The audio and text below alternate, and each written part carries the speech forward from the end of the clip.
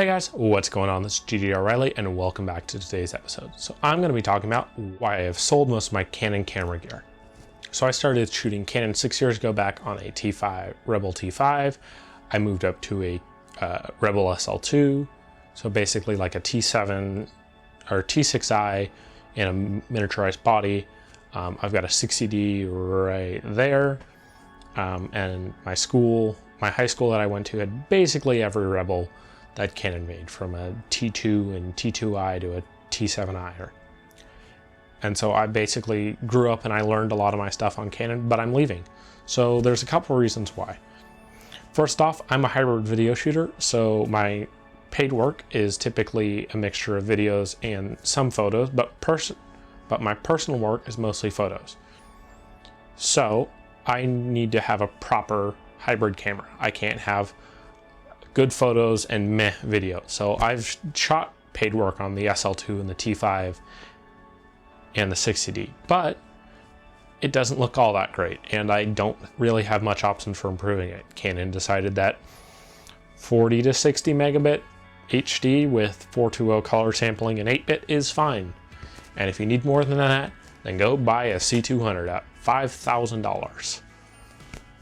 That was Canon's response, or go buy a Canon camcorder at $3,000, right? So that doesn't work for me. I'm not going to go out and spend $3,000, $4,000, $5,000 on a cinema camera when I'm fairly new to doing this. Canon's fixed some of this with some of their newer bodies, so their M6 Mark II, their 90D and stuff are getting better for their more consumer facing and sub $1,200, $1,500. The RP's in there, maybe a used R. So Canon's getting a bit better. The issue is all the other companies haven't been sleeping, as Canon's been finally getting with the message that, hey, 4K video shouldn't have a crop and it shouldn't start at $3,000. So Panasonic's been making that push for the last 4 or 5 years. So I could have gone Panasonic, but I'm not a big fan of the Micro Four Thirds lens mount. There's good optics on it, but I don't like the 2x crop.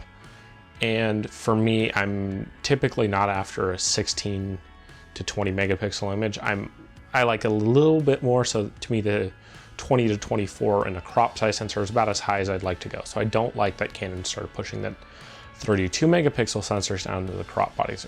Would have much rather had a better 24 megapixels with the bigger pixels for better low light and stuff than bumping up the resolution even higher. Canon also has decided that, say, clean HDMI out and a higher quality HDMI out than an internal, up until just a couple cameras, was a pro feature.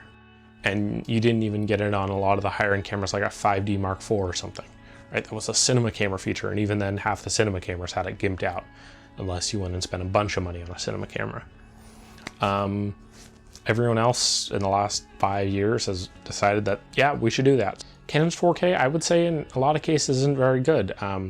It's typically a lower bit rate. It's kind of soft. There's a lot of bodies that has a pretty massive crop on, like 1.5, 1.8 times crop, right? So Canon, you're turning a full frame camera into a crop sensor camera, which is a little weird. RF glass is a lot more expensive than EF. Yes, it's better, but for me, right, I don't have $10,000 worth of lenses. Like my most expensive lens that I own is a 24 to 105 f4. It's not exactly expensive, and it's the original IS USM version, so it's 20 years old now at this point. My copy is probably not 20 years old, but it is a 20-year-old lens design, and because RF is so new, you're not going to find very much used glass for it, and what you do isn't going to be a big discount. And the final point to me is nothing under $200 to $2,500. Maybe the R6 is a decent buy, but as a hybrid shooter, nothing there appeals me. You got options like the A7 III, which is getting a little old on the tooth and due for an upgrade to fix a lot of its 2018-ness. You have the Panasonic S5, you got Fuji bodies.